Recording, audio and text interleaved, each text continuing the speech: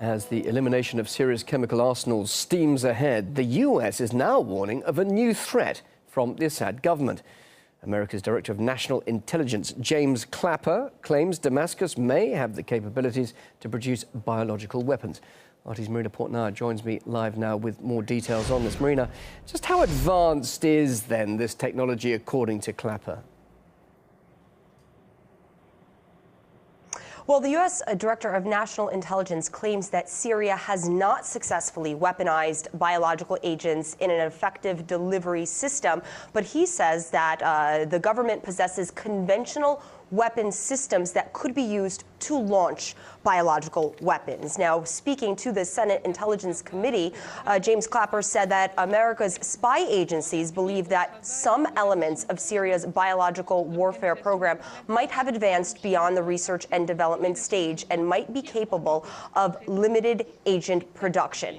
Now, the timing of these comments are quite interesting. You have to understand them in context. Mr. Clapper is making these allegations as Damascus has been successfully complying with a Russia-U.S. brokered deal to remove and destroy its arsenal of chemical weapons. The agreement was brokered as a way to avert U.S. missile strikes that President Obama was threatening in September to carry out. Now it looks as though the U.S. administration may have a new reason to revisit their military playbook. And what other Syrian threats did Clapper point out?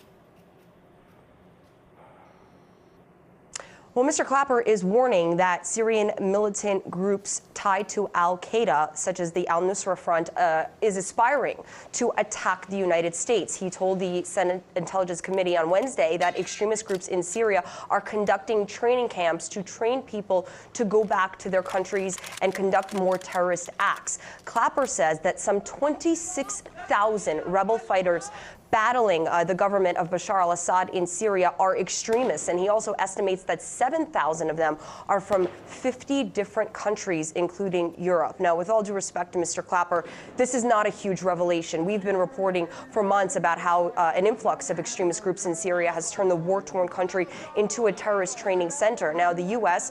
is currently facing quite a conundrum because the al-Qaeda members fighting with the rebels may pose a greater threat to American interests than the Syrian president Washington wants removed.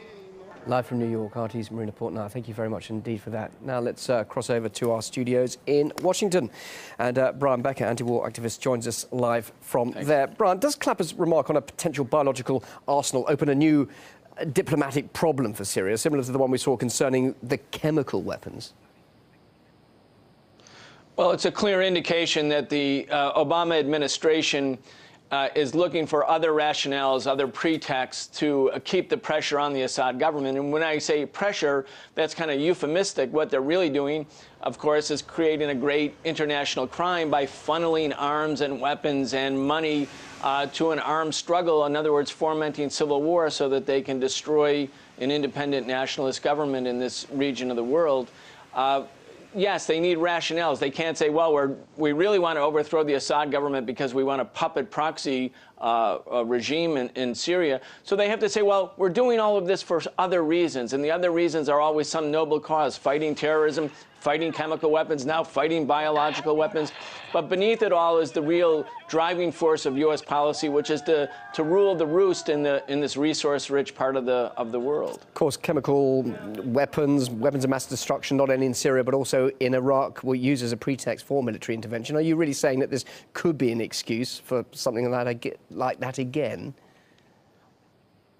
I would suggest that everyone should consider this to be another false flag, another pretext, a rationale, an excuse to carry out U.S. policy, which I consider to be a criminal policy because it's fomenting armed struggle in a nation that the United States is technically not at war with. And yet Assad's regime is proved to have had chemical weapons because they're removing them from the country now. Why not the biological threat then? Is that not a valid accusation?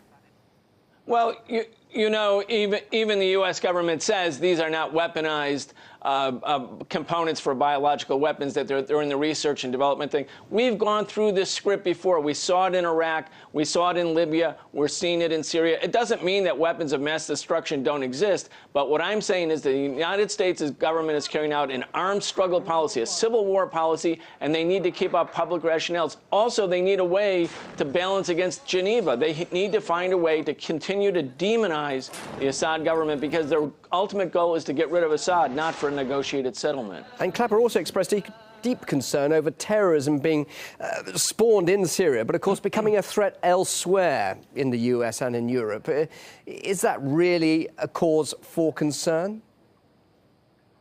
Well, I think we have there two intertangled agendas. The NSA and the U.S. intelligence agencies need enemies, and they need enemies because the Snowden revelations show they're actually spying on the American people and the people of the world. So they need an al-Qaeda threat force. But at the same time, the U.S. has been the one funneling the arms to the armed opposition, which in effect is strengthening al-Qaeda, just as they did in Afghanistan in 1979.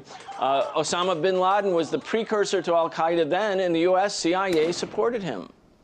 They play it both ways. Brian, great to talk to you. Thanks very much indeed for your perspective on this. Live from Washington. Thanks. Brian Becker.